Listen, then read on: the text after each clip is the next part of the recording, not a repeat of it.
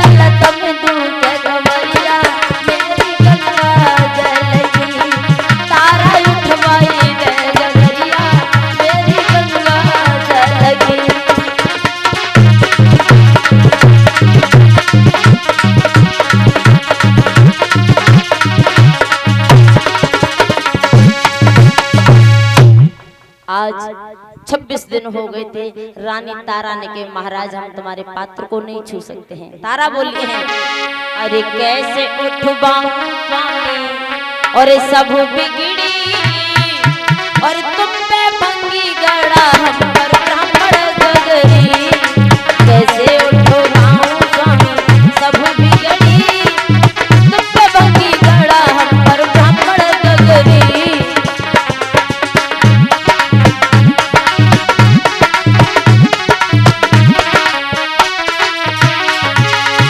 तनिक सहारो दे दे नारी हमारी तनिक सहारो दे दे नारी हमारी दुर्बल शरीर उठे ना गगरी। तनिक सहारो दे दे नारी हमारी दुर्बल शरीर उठे ना गगरी।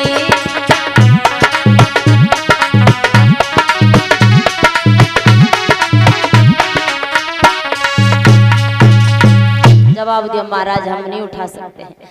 समझाया कि आप जल के भीतर घुस जाओ और जल का सहारा लेकर के अपने गड़े को उठा करके सिर पे रख लो। महाराज चले जाओ हम आपके पात्र को नहीं छुएंगे।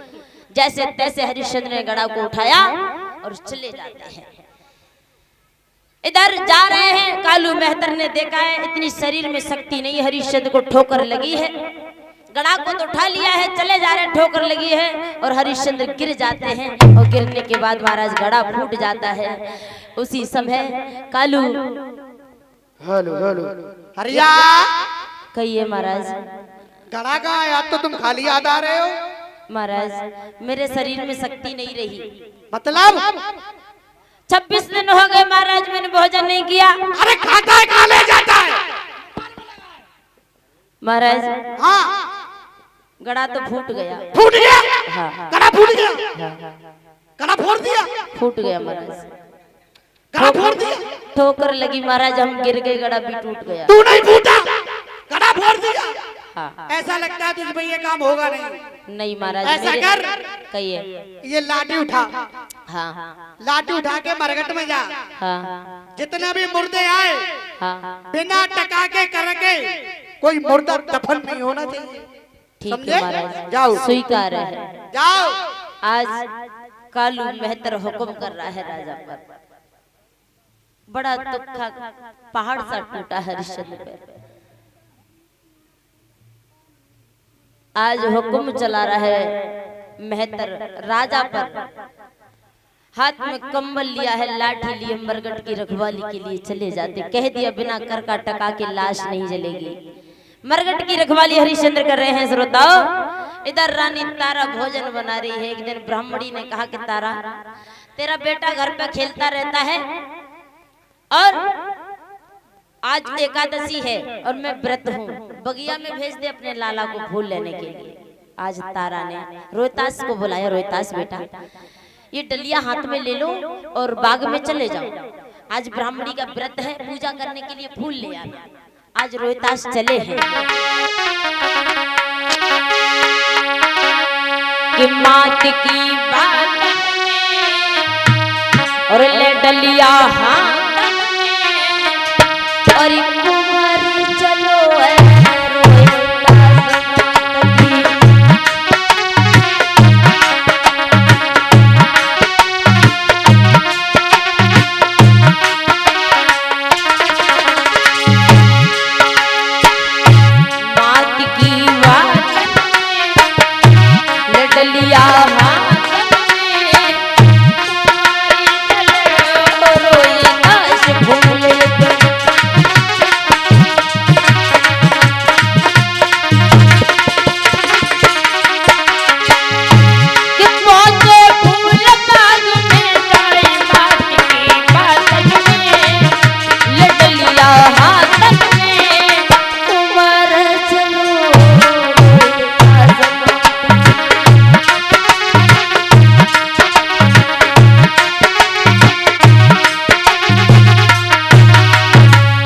रोहितास बगिया में पहुंचे हैं। सुंदर सुंदर फूल लगे हैं। महाराज विश्वामित्र फिर पहुंच गया बगीचा में। पहुंचे हैं विश्वामित्र, एक सर्प का रूप बनाया है, सुंदर से फूल में जाकर के छुप गया है। वो नाग काला बेटा फूल को तोड़ रहा है, फूल तोड़ तोड़ के डलिया में रख रहा है। रोहितास श्रोताओं, जैसे एक सुंदर फूल देखा रोहितास ने आगे हाथ बढ़ाया है तो उस काले नाग ने उंगली में डस लिया। रोहितास उंगली में डसा है और वही विश्वामित्र संत का रूप धारण करके काशी में आवाज लगा दी, अरे काशी के लोगों, किसी का बेटा बगिया में फूल लेने के लिए गया है, उसे काले नाग ने डस लिया। काशी में आवाज लगाई, काशी में आवाज लगाई। मैया भोजन बना रही थी, तारा ब्राह्मणी के घर भोजन बना रही थी। मैया करके ब्राह्मणी के पास में गई और कहा, माँ मेरा बेटा फूल लेने के लिए गया, मुझे लग रहा है कोई आवाज लगा रहा है, फूल लेने के लिए गया है, लाला को काले नाग ने डस लिया है। मैया भाग करके ब्राह्मणी से कहने लगी, मैया मुझे आज्ञा दे दे, मैं जा रही हूँ बगिया में, मेरा ही रोहितास गया फूल लेने के लिए। ब्राह्मणी ने कही नहीं, भोजन बना ले। उसके बाद मैया रोती जा रही है, भोजन बनाती जा रही है। श्रोताओं, माँ के ऊपर दुख का पहाड़ टूटा है। मैया ने भोजन बनाया, उसके बाद हाथ जोड़ करके कहने लगी, माँ मुझे अब आज्ञा दे, मैं चली जाऊं। माँ कहने लगी, नहीं घर का काम कर ले उसके बाद जाना। आज मैया ने सारा काम किया है रोते रोते और जा रही है बगिया की ओर,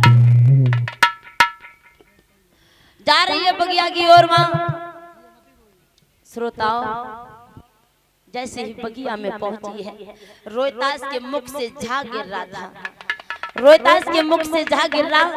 मैया ने लाला को गोद में ले लिया, मेरे लाल तुम ही आए थे फूल लेने के लिए, क्या हुआ मेरे लाल? मैं भोजन बना रही थी, वहाँ पर एक महात्मा आवाज लगा रहा था।